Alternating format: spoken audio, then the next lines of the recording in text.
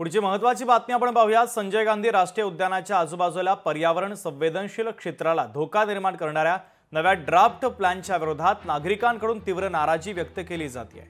या योजनेमध्ये उद्यानाच्या सीमेजवळील भागामध्ये बांधकाम आणि रिअल इस्टेट विकासाला परवानगी देण्याची शक्यता असल्याने वन्यजीवांच्या अधिवासावर थेट परिणाम होण्याची भीती व्यक्त केली जाते। या पार्श्वभूमीवर आता ऑनलाइन मोहीम देखील सुरू करण्यात आली आहे। नागरिकांना या संकेतस्थळावर भेट देऊन योजनेविषयी माहिती घेण्याचे, ऑनलाइन याचिकेवर सही करण्याचे तसेच निर्णय घेणाऱ्या अधिकाऱ्यांना थेट ईमेल पाठवण्याचे आवाहन देखील करण्यात आलेले आहे।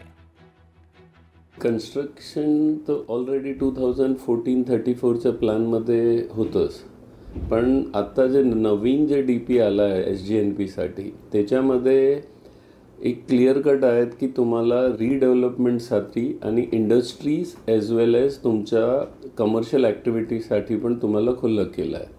आता रीडेव्हलपमेंट केला तर FSI तुम्हाला 3 की 4 पेक्षा वरती जाणार आणि त्याच्यासाठी नॅशनल पार्कमध्ये जे सराउंडिंगमध्ये जे फुटफॉल वाढणार की जे त्याच्यामध्ये व्हेइकल्सचे मोमेंटम वाढणार, त्याच्यासाठी जे कंडिशन्स पार्कच्या अफेक्ट होणार, त्याच्यासाठी आमचं म्हणणं तसं आहे की तुम्ही रिकन्स्ट्रक्शन द्या। आम्ही जे सांगतो BMCला की तुम्ही रीडेव्हलपमेंटसाठी रिस्ट्रिक्शन जाणार आणि रिकन्स्ट्रक्शन जे आहे ते ओपन ठेवा। लोकशाही मराठी ऐका, पहा, जागरूक रहा।